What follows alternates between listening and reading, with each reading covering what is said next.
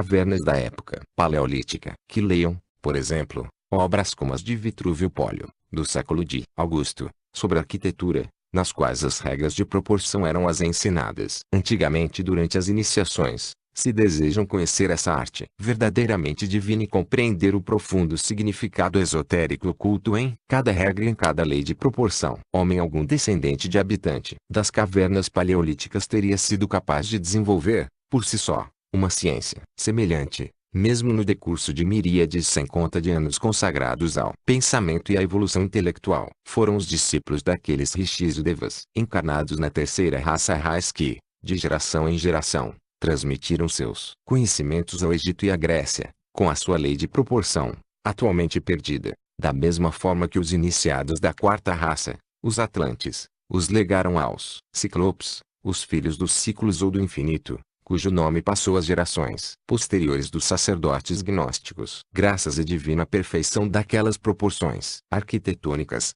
puderam os antigos construir essas maravilhas dos séculos, os seus templos, pirâmides, santuários, criptas, cronleixes, cairns, altares, demonstrando que possuíam 405 conhecimento de forças mecânicas ante as quais a arte moderna não passa de um brinquedo de crianças, e a ciência de hoje, referindo-se a essas obras, diz que parecem o trabalho de um gigante de 100 mãos 460. É possível que os arquitetos modernos não se tenham descuidado inteiramente das regras de que se trata, mas lhes acrescentaram em inovações empíricas o bastante para destruir aquelas proporções exatas. Foi Marco Vitrúvio Polio quem deu à posteridade as regras de construção dos templos gregos erigidos aos deuses imortais, e os 10 livros de Vitrúvio sobre arquitetura, de um autor que, afinal de contas era um iniciado, só podem ser estudados esotericamente. Os círculos druídicos, os dolmens, os templos da Índia, do Egito e da Grécia, as torres e as 127 cidades da Europa em que o Instituto de França reconheceu uma origem ciclópica,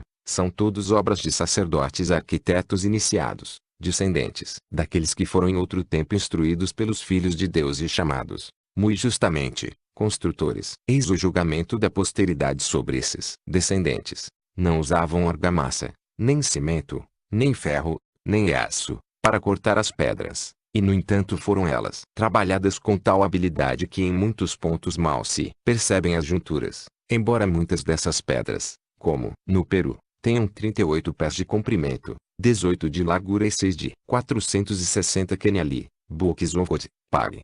118, 406. Espessura. Nos muros da fortaleza de Cusco há pedras ainda maiores 461. E também, o Poço de Siena, construído há 5.400 anos, quando a região estava exatamente sob o trópico, o que se não verifica hoje, o foi de tal forma que, ao meio-dia, no momento preciso do solstício, todo o disco do Sol se refletia em sua superfície, obra que a ciência conjugada de todos os astrônomos da Europa não seria hoje capaz de levar a cabo. 462. Apesar de estes assuntos só terem sido tocados ligeiramente em Isis sem véu, não será demais recordar ao leitor o que lhe dissemos 463 a respeito de certa ilha sagrada da Ásia Central, e indicar-lhe, para outras minúcias, o capítulo sobre os Filhos de Deus e a Ilha Sagrada, no volume 2, instância 9. Contudo, algumas explicações, ainda que fragmentárias, ajudarão o estudante a ter,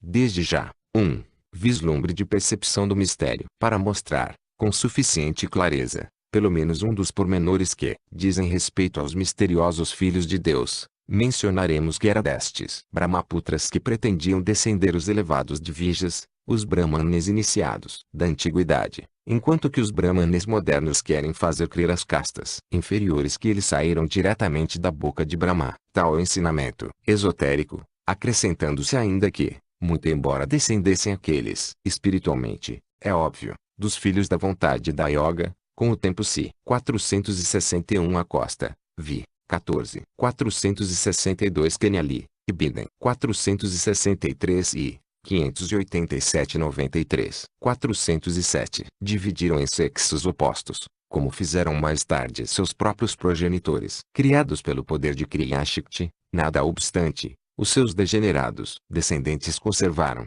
até os nossos dias, o maior respeito e veneração para com a função procriadora, que ainda encaram como uma cerimônia religiosa. quando os povos mais civilizados a consideram um ato meramente animal. Comparem-se, a este respeito, as ideias e as práticas ocidentais com as instituições de Manu no tocante às regras do Grihastha ou da vida conjugal. O verdadeiro Brahmani é, portanto, aquele cujos 7 antepassados beberam o sumo da planta da lua, Soma, e é um Trisuparna, porque compreendeu o segredo dos Vedas. E, até hoje, sabem os Brahmanes que, estando adormecida a inteligência psíquica e física desta raça durante os seus primórdios, e não se tendo ainda desenvolvido a sua consciência, as concepções espirituais se achavam por completo desligadas do ambiente físico, que o homem divino habitava em sua forma animal, apesar de humana aparência exterior, e que, se nele existia instinto, não havia a consciência do eu para iluminar as trevas do quinto princípio latente. Quando os senhores da sabedoria, movidos pela lei da evolução, infundiram nele a centelha de consciência, o primeiro sentimento que se manifestou foi o de solidariedade, de unidade com os seus criadores espirituais. Assim como os primeiros sentimentos do filho se dirigem para a mãe que o amamenta, do mesmo modo as primeiras aspirações da consciência despertada no homem primitivo se voltavam para aqueles cuja substância ele sentia dentro de si mesmo, embora existissem a parte independentes dele. Desse sentimento brotou a devoção, que foi assim o primeiro e principal motor da natureza humana, o único que é natural no coração do homem, que lhe é inato e que se observa igualmente na criança e no filhote do animal. Este 408 sentimento de aspiração instintiva e irresistível no homem primitivo foi descrito pela pena de Carlyle em traços maravilhosos, que poderíamos dizer intuitivos. O grande coração antigo, como parece o de uma criança em sua simplicidade, e o de um homem em sua profunda e solene gravidade. O céu está sobre ele em qualquer parte da terra onde vá, onde resida, e da terra faz para si mesmo um templo místico, e de todas as coisas terrenas como que um culto. Visões de gloriosas criaturas resplandecem à luz diuturna do sol, voejam ainda os anjos, levando mensagens de Deus entre os homens. A maravilha e o encantamento rodeiam o homem. Ele vive em um ambiente de milagre. 464. Uma grande lei de dever, tão elevada quanto estes dois infinitos, o céu e o inferno, reduzindo e aniquilando tudo, mas era uma realidade, e ainda é, só um invólucro pereceu. A essência persiste através do tempo e da eternidade. 465. Persiste, sem dúvida, e vive com toda a sua energia e poder indestrutível no coração do ariano asiático, oriundo diretamente da terceira raça, por seus primeiros filhos nascidos da mente, os frutos de Kriya Shakti. À medida que os tempos se passaram, a casta sagrada dos iniciados produziu, se bem que raramente de idade em idade, aquelas criaturas perfeitas, seres à parte, interiormente, apesar de iguais, exteriormente, aos seus progenitores. Na infância da terceira raça primitiva, 464, o que era natural aos olhos do homem primitivo passou a ser um milagre para nós, e o que para ele era um milagre nunca poderia ser expresso em nossa linguagem. 465 Past and Present, Pag. 104. 1874. 409. Um ser de mais elevada estirpe faltava que fosse então criado, consciente do próprio pensamento, ainda maior pelo coração, feito para reinar, soberano, apto para os outros comandar. Foi chamado à existência um veículo perfeito e adequado para a encarnação de habitantes de esferas mais elevadas, que logo passaram a morar nestas formas, nascidas da vontade espiritual e do poder natural e divino no homem. Era um filho do espírito puro, mentalmente extremo de toda a eiva de elementos terrenos. Só sua constituição física pertencia ao tempo e à vida, pois sua inteligência provinha diretamente do alto. Era a árvore vivente da sabedoria divina, sendo, portanto, comparável à árvore do mundo das lendas nórdicas, que não podia secar e morrer antes que se travasse a última batalha da vida, embora as suas raízes fossem continuamente trituradas pelo dragão Nidhogg. Porque até o primeiro e sagrado filho de Kriya Shakti tinha um corpo corroído pelos dentes do tempo,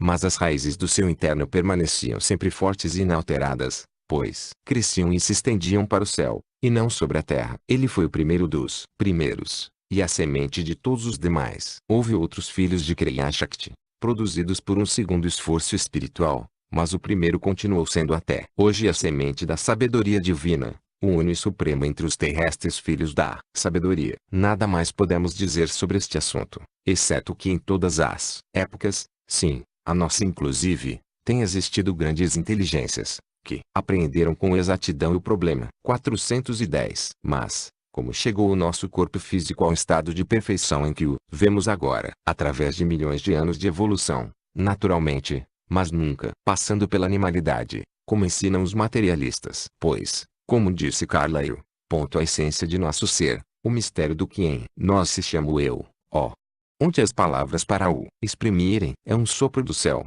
o ser supremo que se revela no homem. Este corpo, estas faculdades, esta vida que possuímos, não será tudo isto como que uma vestimenta para aquilo que não tem nome. O sopro do céu, ou melhor, o sopro de vida chamado Nepeixe pela Bíblia, está em cada animal, em cada molécula animada e em cada átomo mineral. Mas nenhum destes seres ou coisas possui, como o homem, consciência de natureza idêntica daquele ser supremo 466, e nenhum possui, em sua forma, essa harmonia divina que existe no homem. Já o dizia Novalis, e, depois dele, ninguém o repetiu melhor do que ele. Carlyle. Só há um templo no universo, e é o corpo do homem. Nada é mais sagrado do que esta forma. Nós tocamos o céu quando pomos a mão sobre o corpo humano. Soará isto como uma simples figura retórica, mas não é. Se 466 não há nação alguma no mundo em que o sentimento de devoção ou de misticismo religioso seja mais desenvolvido e mais ostensivo que no povo hindu. Veja-se o que disse Max Muller em seus livros sobre essa característica nacional. Tal sentimento é uma herança direta dos homens primitivos conscientes da terceira raça. 411. Meditarmos bem, veremos que é um fato científico, a expressão ponto da verdade integral das coisas. Somos o milagre dos milagres, o grande mistério inescrutável. 467. Instância 7. Os progenitores do homem na terra. 1. Observa o começo da vida uniforme senciente. A. Primeiro, o divino. B. 468. O que procede do espírito mãe. 469. Depois, o espiritual. 470. C. 471. Os 3 provindos do 1, D. Os 4 do 1, I. E os 5, F. De que procedem os 3, os 5 e os 7, G. São os triplos e os quádruplos em sentido descendente. Os filhos nascidos da mente do primeiro Senhor. 472. Os 7 radiantes. 473. São eles o mesmo que tu, eu, ele, Olano. Os que velam sobre ti tua mãe. Bilmi. 474. A hierarquia dos poderes criadores divide-se esotericamente em 7, 4 e 3, compreendidas nas 12 grandes ordens simbolizadas pelos 12 signos do zodíaco. Estas 7 ordens da escala manifestada relacionam-se com os 7 planetas. Todas se acham subdivididas em inumeráveis grupos de seres divinos espirituais, semi-espirituais e etéreos. 467 Lectures Unirois. 468 Veículo. 469 Atman. 470 Atma Abudi, alma espiritual. Tem relação com os princípios cósmicos. 471 e mais. 472 Avalokiteshvara. 473 Construtores. Os 7 rishis criadores, agora relacionados com a constelação da Ursa Maior.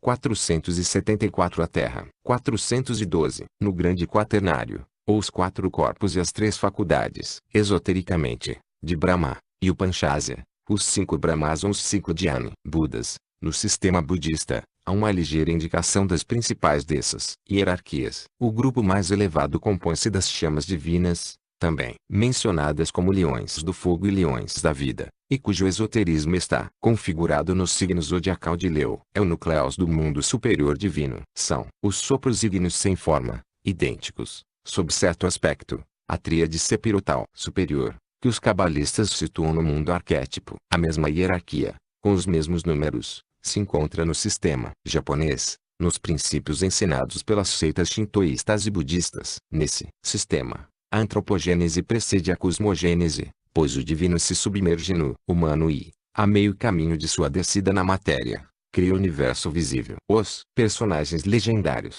como observa reverentemente Onoe, devem ser considerados como a encarnação estereotipada da doutrina superior, secreta, e de suas verdades sublimes. A exposição completa desse antigo sistema tomar-nos-ia demasiado espaço, diremos, contudo, algumas palavras. O que se segue é uma espécie de quadro sinóptico e bastante resumido dessa antropocosmogênese, em que se observa com clareza até que ponto os povos mais distanciados repetem o eco do mesmo ensinamento arcaico. Quando tudo ainda era caos, contam, 3 seres espirituais surgiram na cena da futura criação. Primeiro, Ami-no-Ninaka no Shinokami, o divino monarca do céu central. Segundo, Takami-no-Zubi no Kami, a progênie exaltada, imperial e divina, do céu e da terra. Terceiro, Kamumi-Muzubi no Kami, a progênie dos deuses. Simplesmente. 413. Tais seres careciam de forma e de substância. A nossa tríade era com acento circunflexo pá,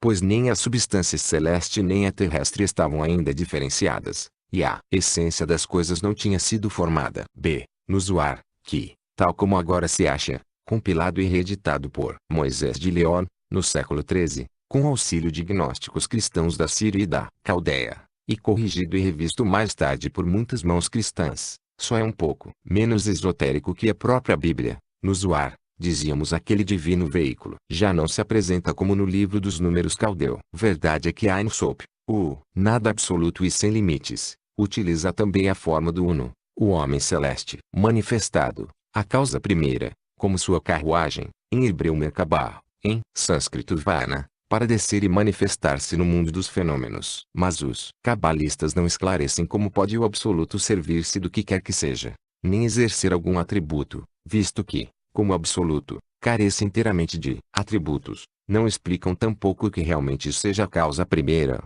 o Logos de Platão, a ideia original e eterna, que se manifesta por meio de Adão Kadmon, o segundo Logos, por assim dizer. No livro dos números se explica que Ein, em Oior, é o único existente por si mesmo, e que o seu oceano, o bitos dos gnósticos, chamado Propator, não é senão periódico. Este último é Brahma, como diferenciado de Brahman ou para Brahman é o abismo, a origem da luz ou Propator, que é o Logos não manifestado ou a ideia abstrata, e não Ein Sof, cujo raio se serve de Adão, Kadmon macho e fêmea, ou Logos manifestado, ou universo objetivo, como de uma carruagem, para que se possa manifestar. Mas nos Zoar lemos a seguinte incongruência: Senhor occultatus est, et absconditus, microposopus manifestus est.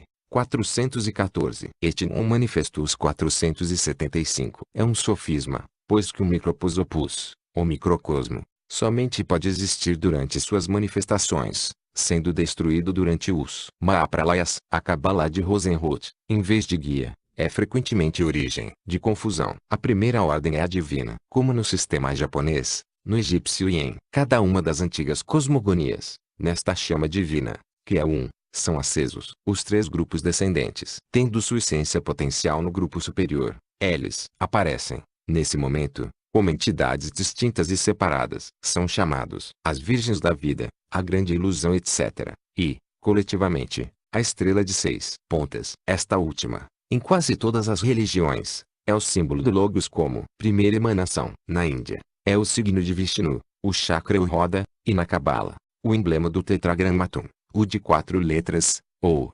metaforicamente, os membros do microposopo, que são 10 e 6, respectivamente. Os últimos cabalistas, e em especial os místicos cristãos, deturparam de maneira lamentável este magnífico símbolo. E o microposopo, que, visto sob o ângulo filosófico, é inteiramente distinto do Logos não manifestado e eterno, o Uno, com o Pai, acabou sendo, depois de séculos de sofismas e de paradoxos, considerado como uno com Jeová, o Deus único vivente.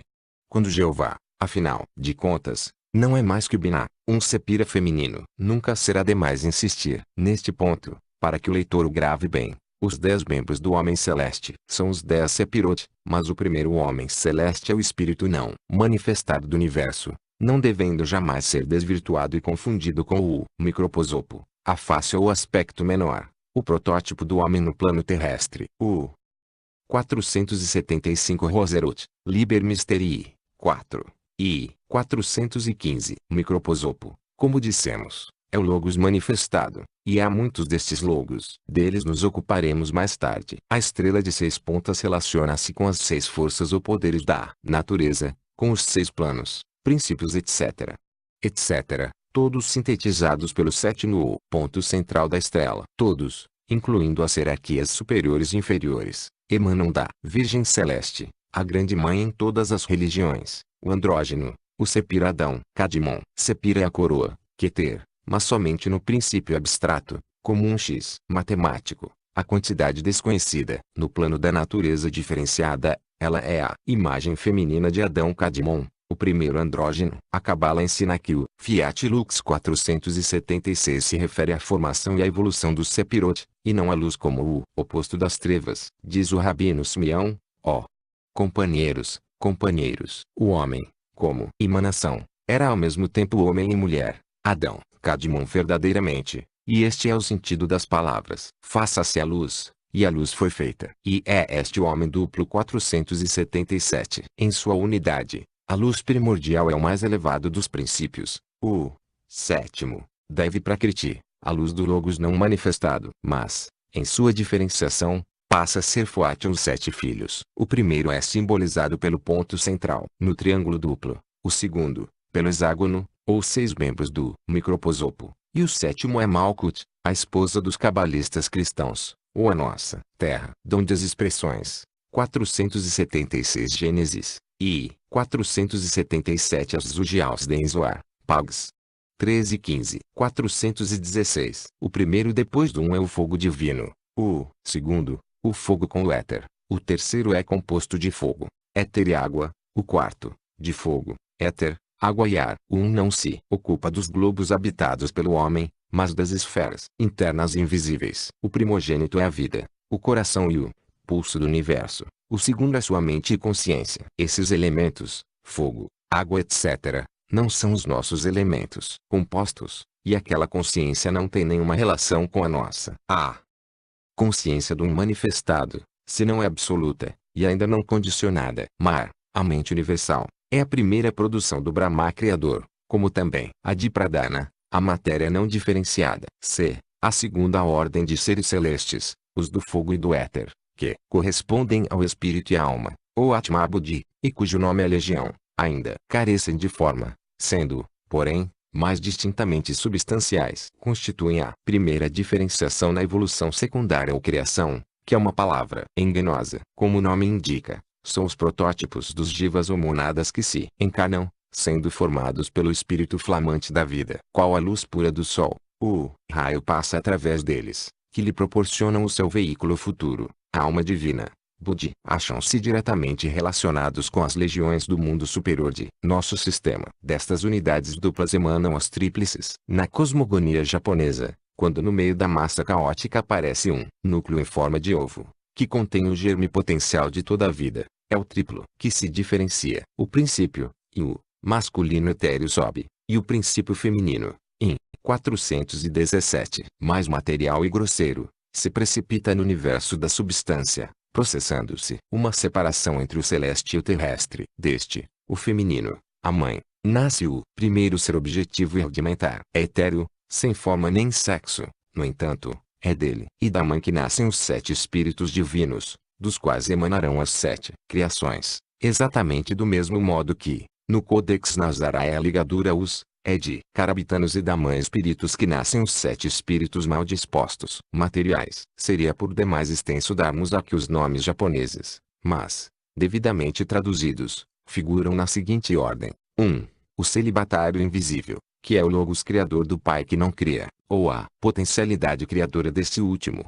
manifestada. 2. O Espírito, ou Deus, dos abismos sem raios, caos, que converte em matéria diferenciada, ou material para mundos, e também no reino mineral. 3. O espírito do reino vegetal, da vegetação abundante. 4. O espírito da terra e o espírito das areias, seres de natureza dupla. A primeira encerrando a potencialidade do elemento masculino, e a segunda a do elemento feminino. Estes dois elementos eram, ainda inconscientes de que fossem dois. Em tal dualidade se continham a Izu no Gai no Kami, o ser masculino, obscuro e musculoso. B. Ekuai no Kami, o ser feminino, branco, mais fraco e delicado. Em seguida, 5 e 6. Os espíritos andrógenos ou de duplo sexo. 418. 7. O sétimo espírito, o último emanado da mãe, e que aparece como a primeira forma divina e humana com características definidas de varão e mulher. Foi a sétima criação,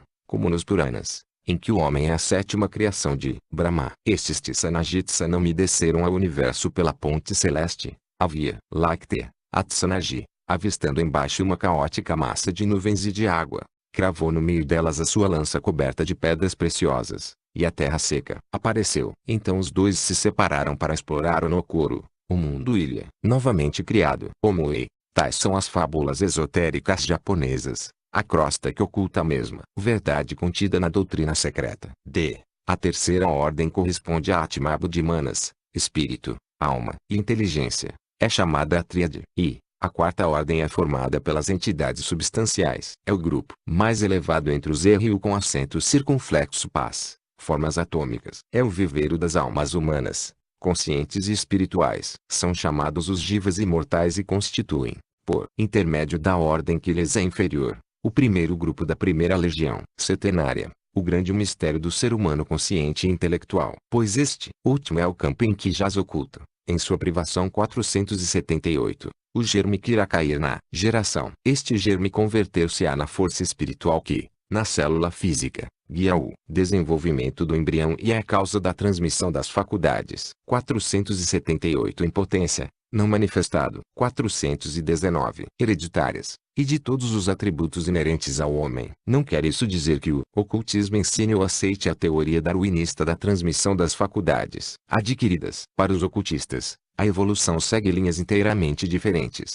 Segundo o ensinamento esotérico, o físico evoluciona gradualmente do espiritual, mental e psíquico. Esta alma interna da célula física, o plasma espiritual que domina o plasma germinal, é a chave que deve um dia abrir as portas daquela terra incógnita do biologista, até agora considerado um obscuro mistério da embriologia. É digno de nota que, se a química moderna rejeita, por supersticiosa, a teoria do ocultismo, e também da religião, relativamente aos seres substanciais e invisíveis, chamados anjos, elementais, etc., sem naturalmente se deter na filosofia dessas entidades incorpóreas, ou sobre ela meditar, foi, não obstante, inconscientemente obrigada, pela observação e pelas descobertas que se fizeram, a reconhecer e adotar a mesma razão de progressão e de ordem e evolução dos átomos químicos, ensinada pelo ocultismo quanto aos seus dianes e os seus átomos, sendo a analogia a sua lei primeira. Conforme há pouco vimos,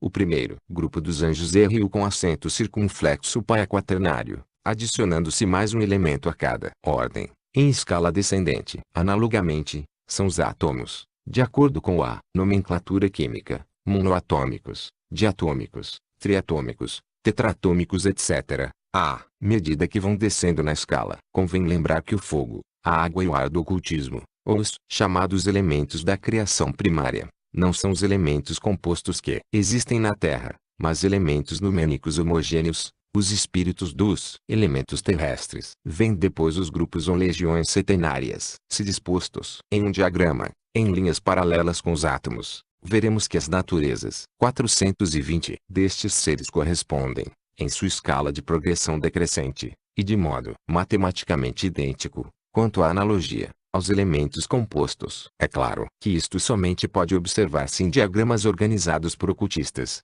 porque, se a escala de seres angélicos fosse colocada paralelamente à dos átomos químicos da ciência, desde o hipotético alho no traço, certamente que haveria diferenças. No plano astral, os últimos só encontram correspondentes nas 4 ordens inferiores, os 3 princípios mais elevados do átomo, ou melhor, da molécula ou elemento químico, são perceptíveis unicamente ao auxílio do Dhamma iniciado. Mas, se a química quisesse ir pelo caminho verdadeiro, teria que corrigir seu esquema tabular, para dar-lhe consonância com o dos ocultistas, o que, sem dúvida, se recusaria a fazer. Na filosofia esotérica, cada partícula física depende de seu correspondente número superior, o ser a cuja essência pertence, e, em cima como embaixo, o espiritual evolve do divino, o psicomental do espiritual, tingido em seu plano inferior pelo astral traço, seguindo toda a natureza, a animada e a inanimada, em aparência, o seu processo evolutivo em linhas paralelas,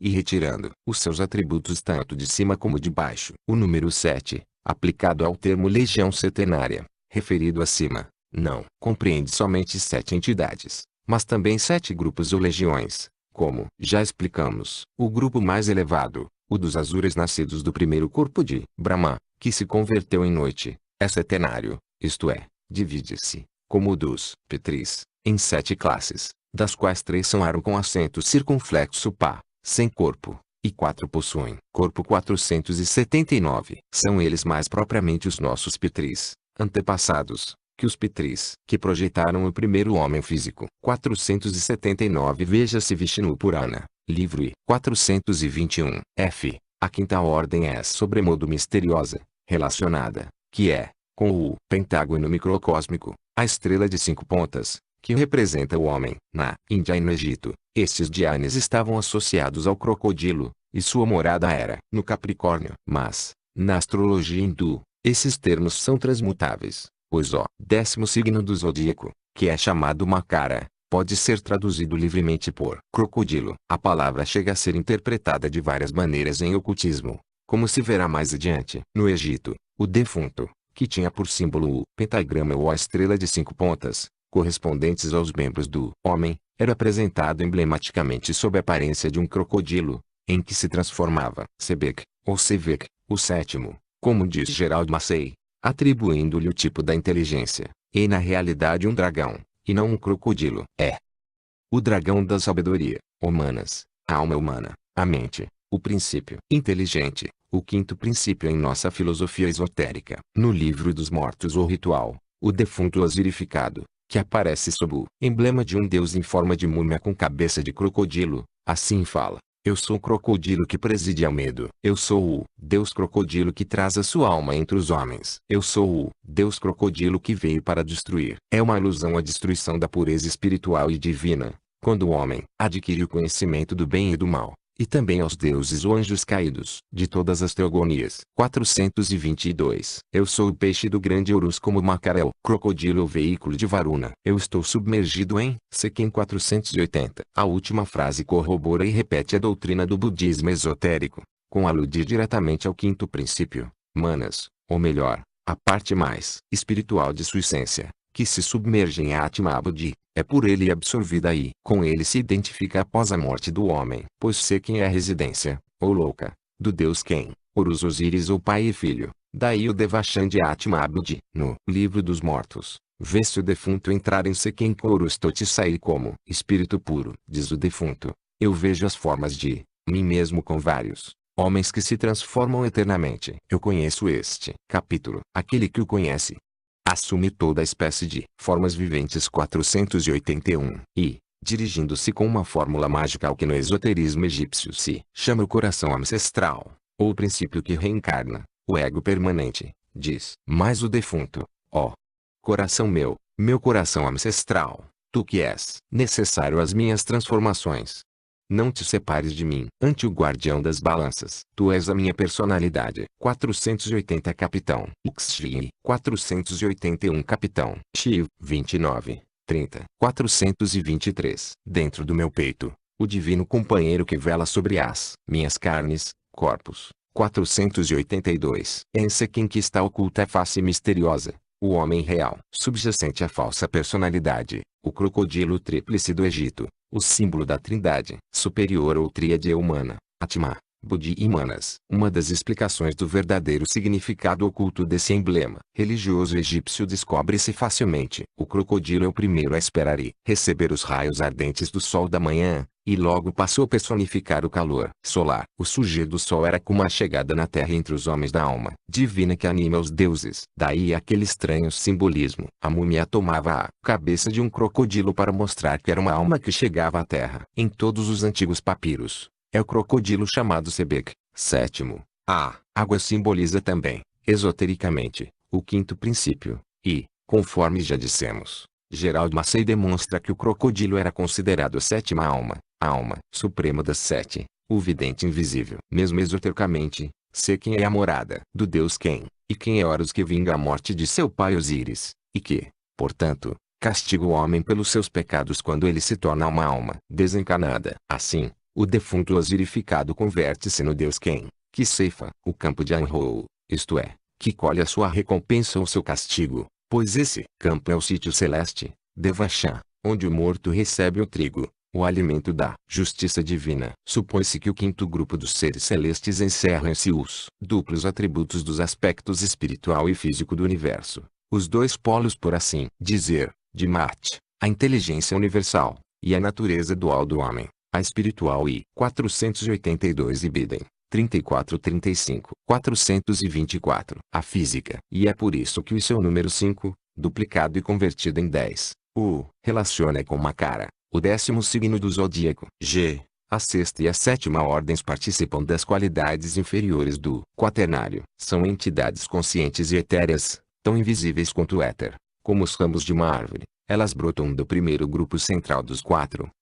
Por seu turno fazem brotar de si inúmeros grupos secundários, dos quais os inferiores são os espíritos da natureza, ou elementais, de espécies e variedades infinitas, desde os informes e insubstanciais, os pensamentos ideais de seus criadores, até os atômicos, organismos invisíveis à percepção humana. Estes últimos são considerados os espíritos dos átomos, constituindo o primeiro degrau que antecede o átomo físico. Criaturas sencientes, se não inteligentes, todos estão sujeitos ao karma, e devem esgotá-lo em cada ciclo. Ensina a doutrina secreta que não existem seres privilegiados no universo, assim em nosso sistema como nos outros, assim nos mundos externos como nos mundos internos. 483. Seres privilegiados à maneira dos anjos da religião ocidental ou dos judeus. Um dia, Shoan não surge ou nasce como tal, subitamente, no plano da existência, isto é, como um anjo plenamente desenvolvido, mas veio a ser o que é. A hierarquia celeste do Manvantara atual ver-se-á transportada,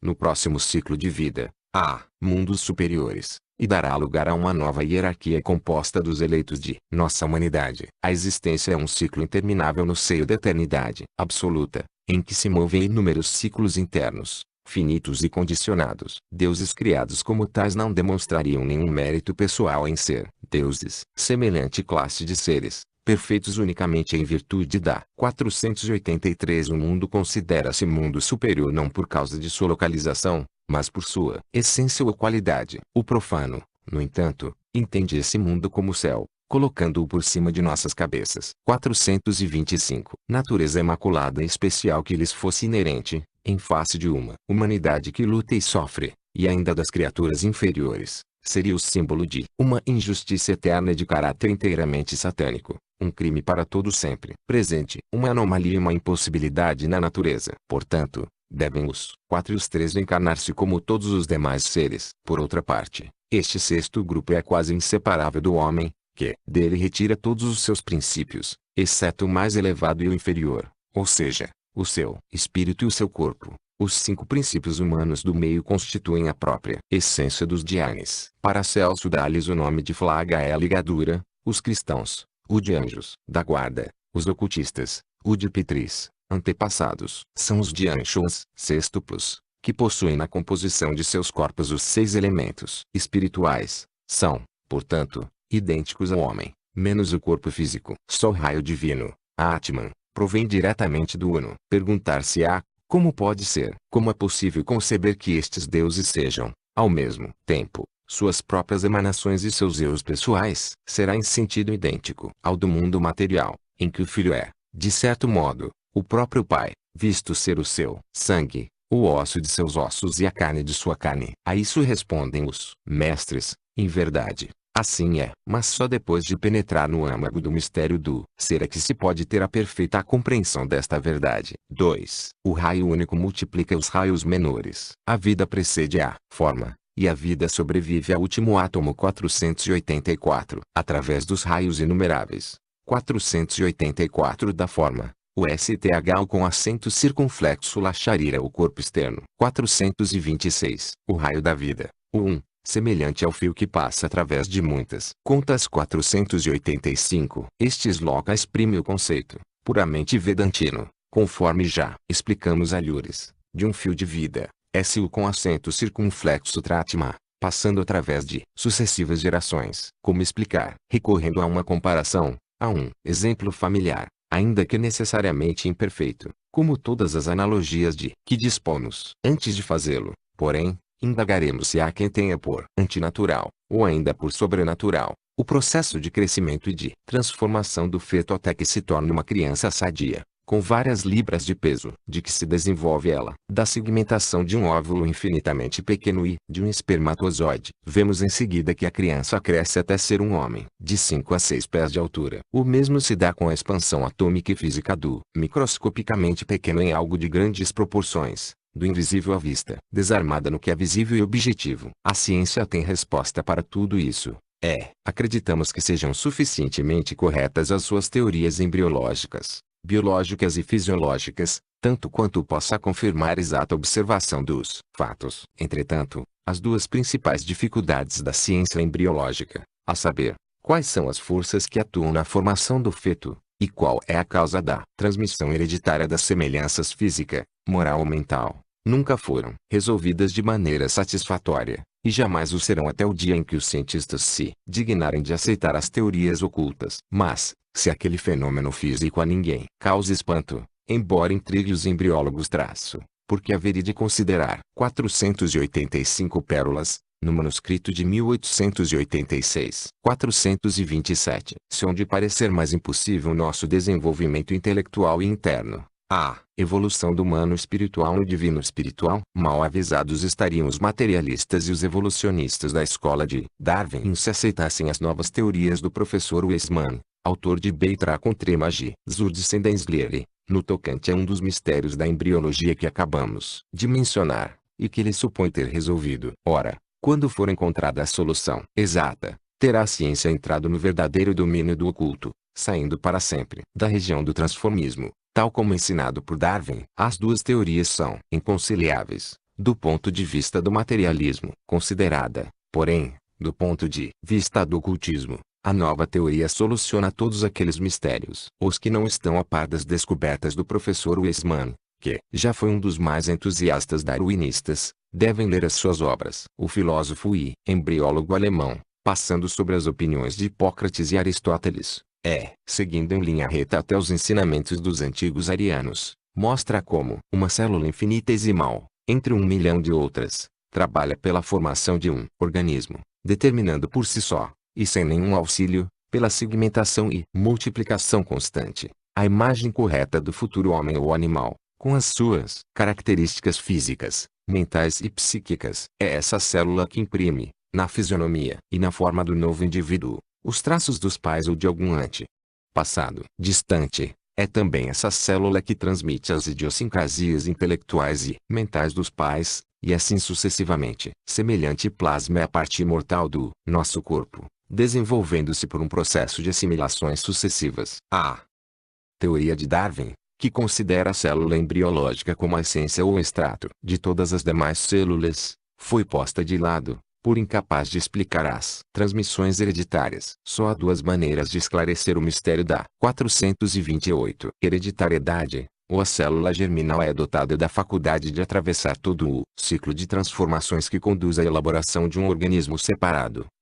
Depois a reprodução de células germinais idênticas. Ou estas células germinais não têm, de modo algum, sua gênese no corpo do indivíduo, mas procedem diretamente da célula germinal hereditária, transmitida de pai a filho através de muitas gerações. Foi esta última hipótese admitida por Weismann, em que baseou os seus trabalhos, sustentando que tal célula representa a parte imortal do homem. Até aí, muito bem, mas, uma vez aceita essa teoria, que é quase correta como explicarão os biologistas o primeiro aparecimento daquela célula eterna, a não ser que o homem cresça à semelhança do imortal Topsy e não tenha nascido, mas caído das nuvens, como terá surgido nele aquela célula embriológica. Completai o plasma físico a que nos vimos referindo, a célula germinal do homem inclusive todas as suas potencialidades, com o plasma espiritual, digamos assim, ou fluido que contém os 5 princípios inferiores do Dhyana de 6 princípios, e tereis em vossas mãos o segredo,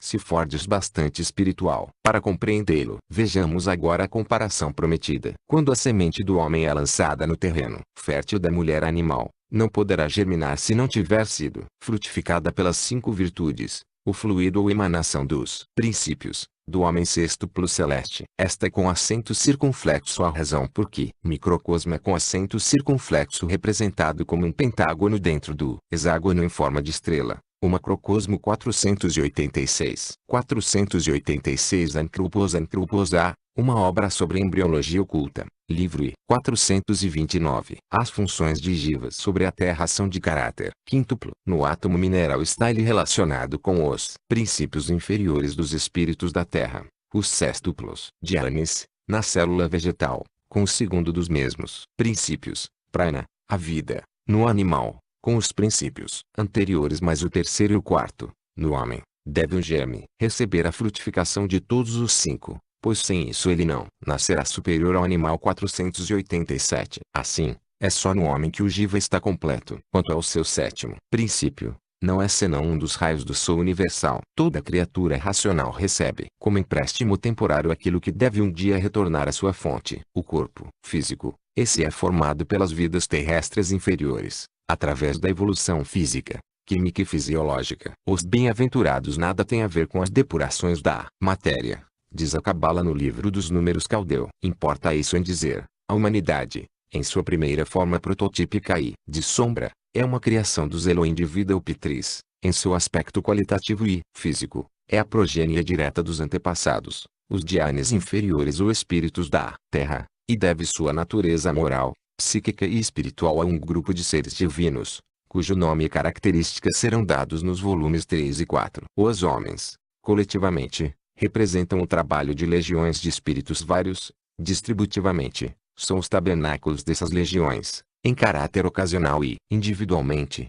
são os veículos de alguns desses espíritos. Em nossa quinta raça atual, tão materializada, o espírito terreno da quarta raça tem ainda uma 487, isto é, será um idiota de nascença. 430. Grande influência, mas já nos aproximamos dos tempos em que o pêndulo da evolução se inclinará para cima, reconduzindo a humanidade ao nível espiritual da primitiva terceira raça raiz. Durante a sua infância, a humanidade se compunha inteiramente daquela legião angélica, os espíritos que habitavam e animavam os monstruosos tabernáculos de barro da quarta raça, construídos e constituídos por milhões e milhões de vidas, como também o são agora os nossos corpos. Daremos, depois, a explicação, ainda neste comentário. A ciência, percebendo vagamente a verdade, pode encontrar bactérias e outros seres microscópicos no corpo humano, não vendo neles senão visitantes acidentais e anormais, aos quais se atribuem as enfermidades. O ocultismo, que descobre uma vida em cada átomo ou molécula, seja no corpo humano, seja no mineral, no ar, no fogo e na água, afirma que todo o nosso corpo é composto destas vidas, e que, comparada a elas, a mais diminuta das bactérias visíveis ao microscópio é tão grande como o elefante ao lado do menor dos infusórios. Os tabernáculos aperfeiçoaram-se em contextura e em simetria da forma, crescendo e desenvolvendo-se com o globo em que se acham, mas o progresso físico se fez às expensas do homem interno espiritual e da natureza. Os três princípios intermédios, na terra e no homem, se tornaram cada vez mais materiais com a sucessão das raças, e a alma retraiu-se para dar lugar à inteligência física, convertendo-se a essência dos elementos nos elementos materiais e compostos que hoje conhecemos. O homem não é, nem poderia ser, o produto completo do Senhor Deus, mas é o filho dos Elohim, tão arbitrariamente transpostos para o número singular e o gênero masculino. Os primeiros Dhyanis, que receberam a missão de criar o homem à sua imagem, podiam tão somente projetar as próprias sombras a fim de 431 que, como em um modelo delicado, sobre elas trabalhassem os espíritos da natureza. O homem é, sem dúvida alguma, formado fisicamente pelo barro da terra, mas os seus criadores e construtores foram muitos. Tampouco se pode dizer que o Senhor Deus insuflou em suas narinas o sopro da vida, a menos que se identifique Deus com a vida una, onipresente, embora invisível, e a menos que se atribua a Deus a mesma operação para cada alma vivente, sendo esta a alma vital, Nepeche, e não o espírito divino, Tuache, que só ao homem confere o grau divino da imortalidade, não alcançável por nenhum animal, enquanto animal, neste ciclo de encarnação. A confusão do sopro da vida com o espírito imortal deve-se à impropriedade das expressões usadas pelos judeus e, ainda agora, pelos nossos metafísicos ocidentais, incapazes de compreender e, consequentemente, de admitir mais que um homem trino e uno, espírito, alma e corpo. A mesma coisa se dá com os teólogos protestantes, que, ao traduzir certo versículo do quarto Evangelho 488, lhe desvirtuaram por completo o significado. Diz a tradução errônea: O vento sopra onde ele quer, em vez de o espírito vai aonde ele quer, como está no original e também na tradução da Igreja Grega Oriental. O erudito e filosófico autor de New Aspect of Life procura incutir em seus leitores que Ona Peixe é, alma vivente, segundo os hebreus. Provio foi produzido pela infusão do espírito ou sopro de vida no corpo do homem em desenvolvimento. Tomou o lugar do espírito no eu assim constituído, de modo que o espírito se perdeu e desapareceu na alma vivente. 488 João 3, 8, 432. Entende o mesmo autor que se deve considerar o corpo humano como uma matriz, na qual e da qual a alma, que ele parece colocar acima do espírito, se desenvolve. Considerada funcionalmente, e do ponto de vista da atividade, é inegável que a alma está situada mais alto que o espírito, neste mundo finito e condicionado de Maya. A alma, diz ele, é produzida em último lugar, do corpo animado do homem. O autor, simplesmente, identifica o espírito Atma com o sopro de vida. Os ocultistas orientais não estarão de acordo com essa opinião, que se funda no errôneo conceito de que Prana e Atma, ou Jivatma, são uma só e mesma coisa. O autor apoia o argumento mostrando que, para os antigos hebreus, gregos e mesmo latinos, Ruach, Pneuma espírito significavam vento,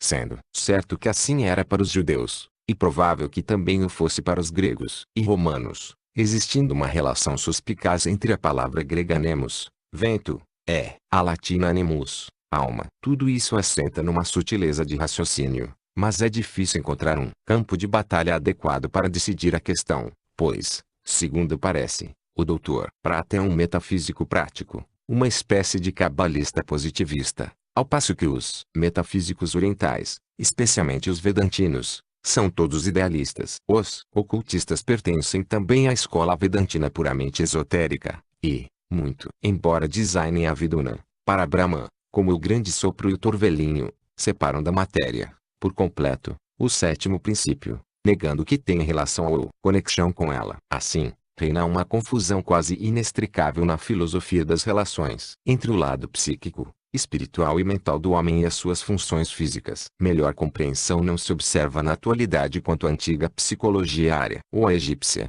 e é impossível que sejam assimiladas sem que se aceite o setenário. 433. Esotérico ou, pelo menos, a divisão quinaria vedantina dos princípios humanos internos. Sem isso, nunca se poderão compreender as relações metafísicas e as puramente psíquicas, e mesmo as fisiológicas, entre os Dhyans ou anjos, em um plano, e a humanidade, em outro. Nenhuma obra esotérica oriental ariana foi até agora publicada, mas possuímos os papiros egípcios, que falam claramente dos 7 princípios ou das 7 almas do homem. O livro dos mortos dá uma lista completa das transformações por que passa cada defunto quando se vai despindo, um por um, de todos aqueles princípios, materializados, para maior clareza, em entidades ou corpos etéreos. É preciso lembrar, a quantos pretendem provar que os antigos egípcios não ensinavam a reencarnação, que a alma ou ego ou eu, do defunto, segundo aquele livro, passa a viver na eternidade,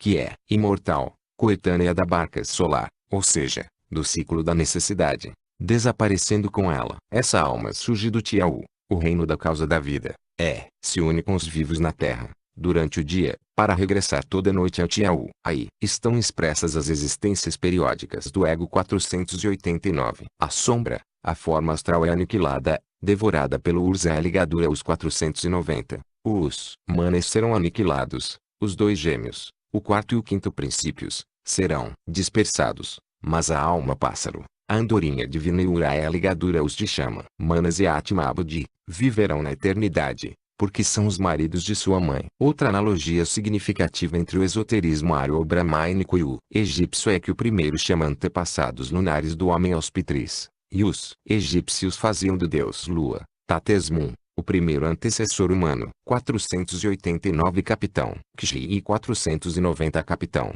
Kshix, 51. 434. Este deus Lua exprimiu os 7 poderes da natureza, que lhe eram anteriores e nele estavam sintetizados, como as suas 7 almas, que ele, como o 8º, exteriorizava. Daí a 8ª esfera, os 7 raios do heptaquis, Caldeu, ou Yau. Sobre as pedras gnósticas, indicam o mesmo setenário de almas. Via-se a primeira forma do místico 7, figurada no céu pelas 7 grandes estrelas da Ursa Maior, a constelação consagrada pelos egípcios a mãe do tempo e dos 7 poderes elementais 491. Como sabe perfeitamente todo hindu, essa mesma constelação representa na Índia os 7 rishis, sendo chamada Riksha e Chitrashikandin. O semelhante só produz o semelhante. A terra dá ao homem o seu corpo. Os deuses, Dhyanis, lhe dão os seus 5 princípios internos, a sobra psíquica, da qual aqueles deuses são, com frequência, o princípio animador. O espírito, Atman, é uno e inseparável. Não está no Tiaú, mas, que é o Tiaú. As constantes alusões ao Tiaú no livro dos mortos encerram um mistério. Tiaú é o caminho do sol noturno, o hemisfério inferior ou a região infernal dos egípcios, que estes situavam no lado oculto da lua. No esoterismo deles, o ser humano saía da lua, um tríplice mistério, astronômico, fisiológico e psíquico, a um só tempo, atravessava todo o ciclo da existência. Voltava depois ao lugar de seu nascimento, para dele sair outra vez. Via-se, por isso, o defunto chegando ao ocidente, sendo julgado perante Osíris, ressuscitando como o deus Horus e descrevendo círculos em torno dos seus siderais, o que é uma. 491 T. Souza Hoffman, Pag. 2. Conferência de Gerald Massey. 435 Assimilação alegórica Ra, o Sol, atravessando o Nut, o abismo celeste, e voltando mais uma vez a Tiaú, a semelhança de Osíris, que, como deus da vida e da reprodução, reside na lua. Plutarco 492 apresenta os egípcios celebrando uma festa, denominada o ingresso de Osíris na lua. No ritual 493 é prometida a vida depois da morte, e a renovação da vida é posta sob a proteção de Osíris Lanu, porque a lua era o símbolo da renovação da vida ou reencarnação, por causa de suas fases de crescente, minguante, desaparecimento e ressurgimento em cada mês. Está dito no Dankmoi 494, ó Osíris Lunus, tu que refazes a tua primavera. E sabe que diz a Seti 495, tu te renovas a ti mesmo, como o deus Lunus quando era criança. Vê-se ainda mais claramente em um papiro do Louvre 496, acasalamentos e concepções abundam quando ele, Osíris Lunus, é visto nesse dia, nos céus. Diz Osíris, ó raio único e resplandecente da lua. Eu saio das multidões de estrelas que giram em círculos. Abrimutizou, por Osíris N eu sairei de dia para a tarefa que tenho de fazer entre os vivos. 497, ou seja, para dar lugar a concepções. Osíris era Deus manifestado na geração, pois conheciam os antigos, muito mais que os modernos, as verdadeiras influências ocultas do disco lunar sobre os mistérios da concepção. Nos sistemas mais antigos a lua figura sempre com gênero masculino. O Soma dos hindus, por exemplo, é uma espécie de Dom Juan sideral, um rei e o pai, ainda que legítimo, de Buda, a sabedoria. Isto se refere ao conhecimento oculto, a sabedoria adquirida mediante um completo conhecimento dos mistérios lunares, inclusive os da geração sexual. Posteriormente, quando a lua foi associada com as deusas femininas, Diana, Ísis, 492 Isidiete Osiride, Kei, 493 Capitão, Li, 494 4, 5, 495 Abidos, de Mariette, Lâmina 51, 496 P. Pierret, Etudes Egiptologiques, 497 O Ritual, Capitão, 2, 436 Artemisa, June etc. Esta conexão também se fundava em um conhecimento completo da fisiologia e da natureza feminina, tanto física como psíquica. Se, nas escolas dominicais, em vez de inúteis lições da Bíblia se ensinasse astrologia, pelo menos a parte referente às propriedades ocultas da lua, em suas influências sobre a geração, as multidões de pobres e famintos, então, não haveria muito o que temer quanto ao crescimento excessivo da população, nem se precisaria recorrer à discutível literatura malthusiana. Porque a lua com suas conjunções que regula as concepções, todo astrólogo da Índia sabe disso. Durante as raças anteriores, e até o começo da atual, os que se permitiam relações conjugais em certas fases lunares, que as tornavam estéreis, eram considerados feiticeiros e pecadores. Mas esses pecados da antiguidade, originados pelo abuso do conhecimento oculto, seriam ainda preferíveis aos crimes que se praticam em nossos dias, decorrentes da completa ignorância de tais influências. Primeiro que tudo,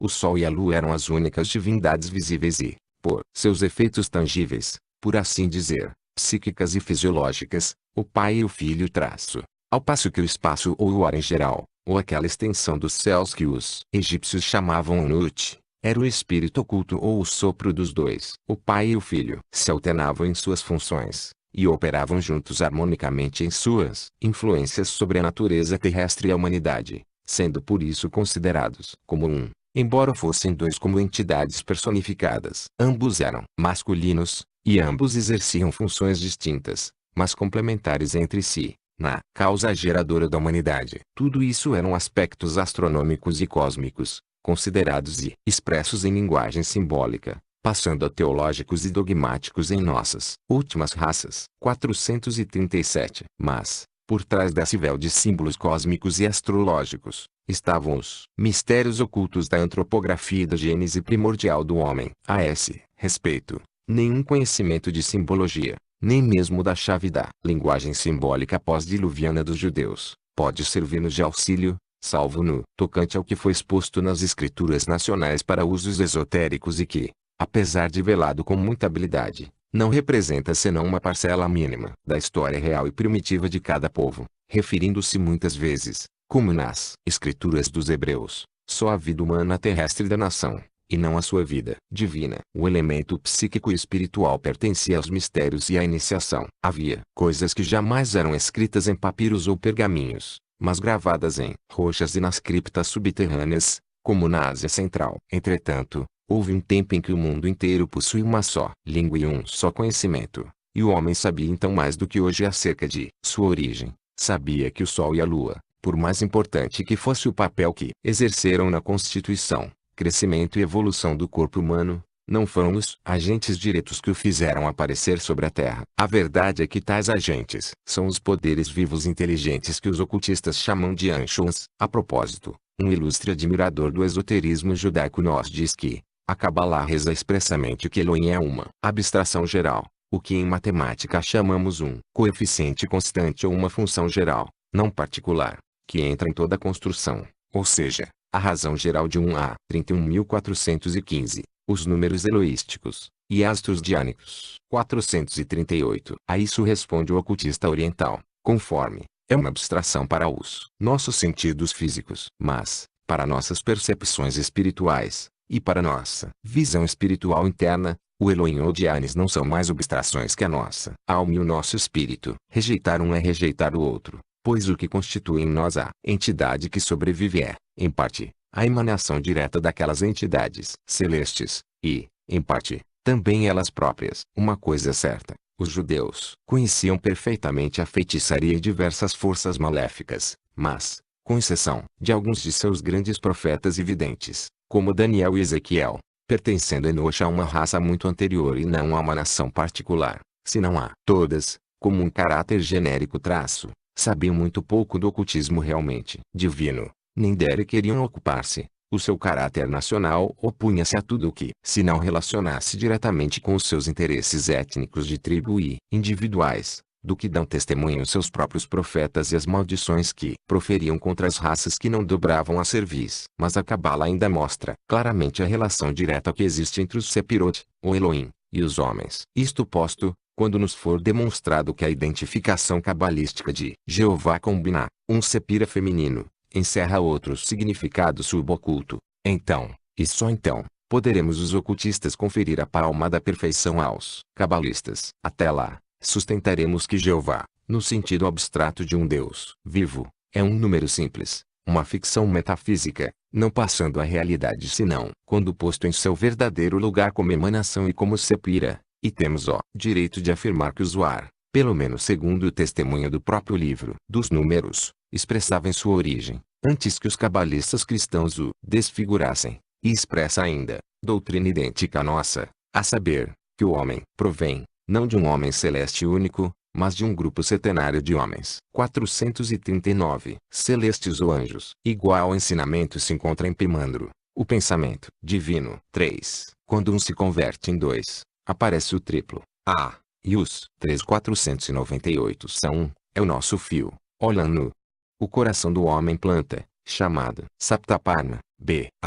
Quando um se converte em dois, o triplo aparece, isto é, quando um eterno deixa cair o seu reflexo na região da manifestação, este reflexo, o raio, diferencia a água do espaço, ou, usando as palavras do Livro dos Mortos, o caos. Cessa o influxo do raio fulgente de luz primordial, que dissipa toda a escuridão. Com auxílio do grande poder mágico do Verbo do Sol central, o caos torna-se andrógeno, a água é incubada pela luz, e o ser trino Delix surge como o primogênito. Ra, Osiris-Ptah, cria seus próprios membros, à semelhança de Brahma, criando os deuses destinados a personificar suas fases durante o ciclo 499. O Ra egípcio, saindo do abismo, é a alma divina universal em seu aspecto manifestado, e o mesmo é Narayana, o Purusha que está oculto no Akasha e presente no éter. Tal é a explicação metafísica, e ela se reporta ao princípio mesmo da evolução, ou, mais propriamente, da teogonia. O significado da estância,